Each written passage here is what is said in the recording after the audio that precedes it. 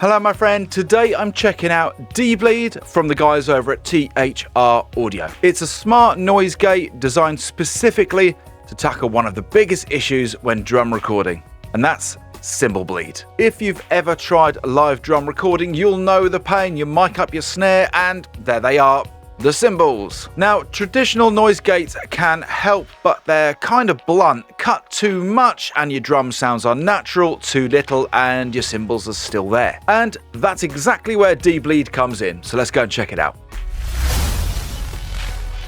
So deBleed is basically a smart frequency-aware gate built specifically for drums. Instead of opening and closing based just on volume, it actually separates cymbal frequencies from the rest of the kit and processes them separately. And that means your kick, snare and toms stay full and natural, while your cymbal bleed gets reduced or even removed completely, depending on how far you want to take it. It's got a super clean interface. There's no clutter, no mystery knobs. You've got controls for threshold, range, hold and release, and some smart options like ghost and analyze. But before we dive into the features, let's take a listen. Here's a snare top mic from a recent session.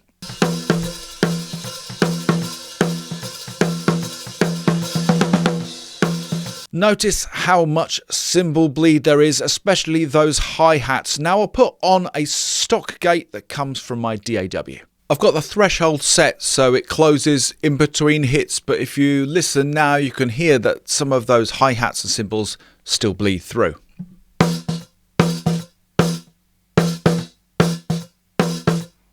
And as I tighten it up more, the snare starts to sound choked.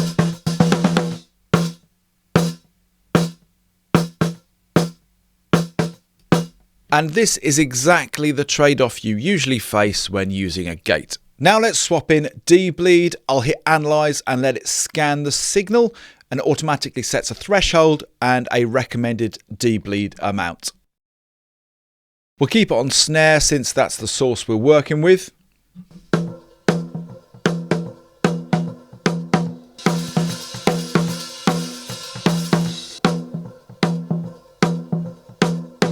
Right away you can hear it, the cymbal bleed drops back, but the snare still sounds open and punchy. There's also no weird gating artifacts, there's no transient chopping, it just sounds way more transparent. Take one more listen.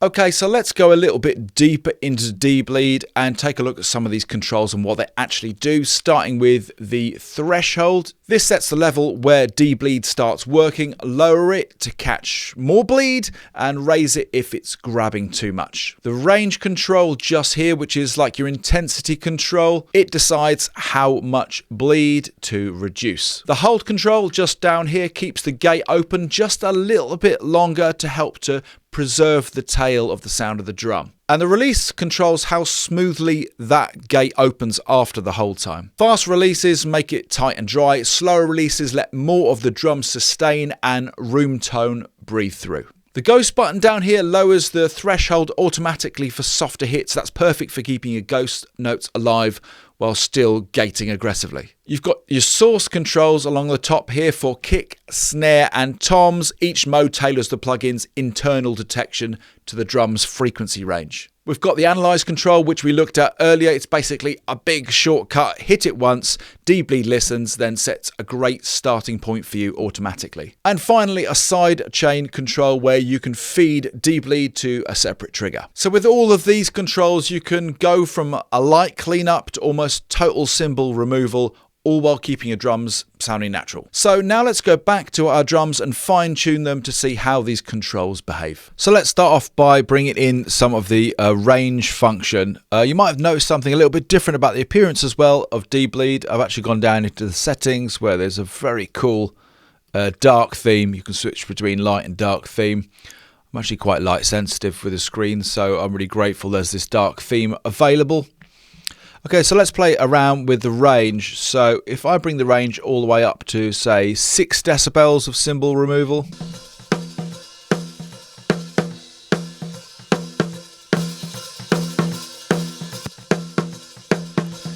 You can hear they've significantly helped, but we've still got plenty of those hats in our recording. So let's take out some more.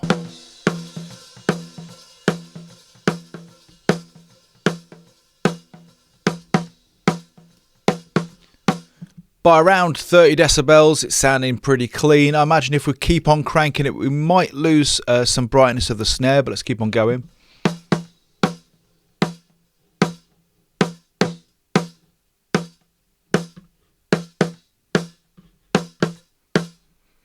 It's really pretty impressive for the removal of the hi-hats, but I'm going to bring it back to the point where it felt like the hi-hats had mostly disappeared, just to aim to preserve as much of that snare brightness as possible. Now let's take a look at the hold and release controls. At the moment, my hold is at 0 milliseconds and it sounds a little bit clipped. If I want to open the snare up a little bit and let it breathe a bit more, give it a bit more time after the transient, I can dial in my hold control.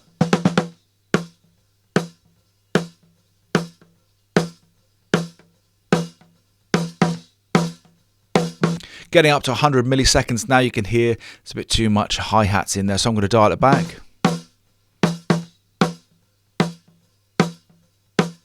Now onto the release, which is actually only working on the low frequencies. As I lengthen it, you'll start to hear more of the low end sustain come through, which helps you keep some more of that deep snare resonance. Check it out.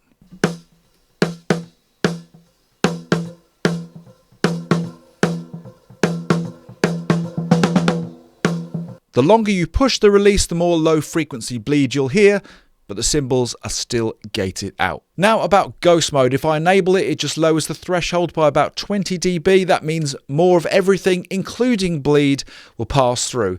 But the real trick here is to automate that switch only on the sections where ghost notes happen. That way you get the benefit without adding unwanted noise to the rest of the track. So that was our track without deBleed. Did you hear that ghost note one more time? If I engage deBleed, we'll lose those cymbals, but also that ghost note.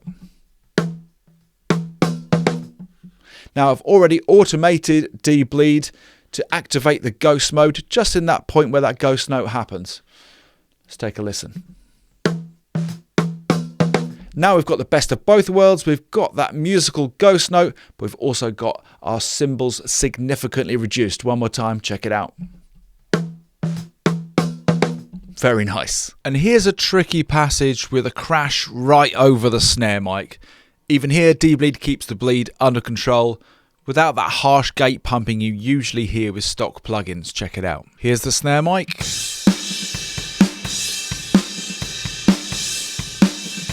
Let's bring in deBleed. Take a listen.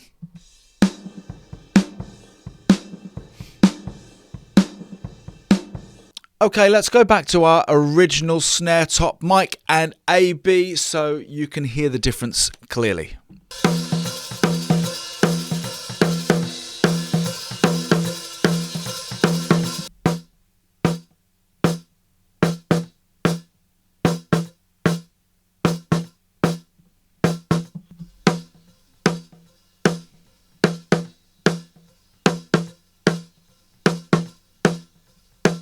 Notice how the snare stays full and snappy with deBleed, even though those cymbals are way down. It doesn't just make it quieter, it makes it cleaner, and it certainly makes it more mix ready. So what's the verdict? Well, deBleed solves a problem that every drum engineer faces, and it solves it very well. It's faster, cleaner, and way more musical than a traditional gate. If you record or mix live drums, then definitely go and check out deBleed from THR Audio. It's a one-time purchase, no subscription, and it's honestly one of the easiest gates I've ever used. A big thanks to the guys over at THR Audio for sending in and for sponsoring this video, and I'll drop a link to it below if you want to go and check it out. And if this video helped you out, please don't forget to like and subscribe for more mix demos and gear and plugin reviews. Also, you can join this channel's membership where you'll gain access to mixing and production courses, members only live streams, live chats, and a whole bunch of YouTube perks. It's a great way to level up your skills and support this channel at the same time. Thanks for watching, and if you thought this THR Audio plugin was cool,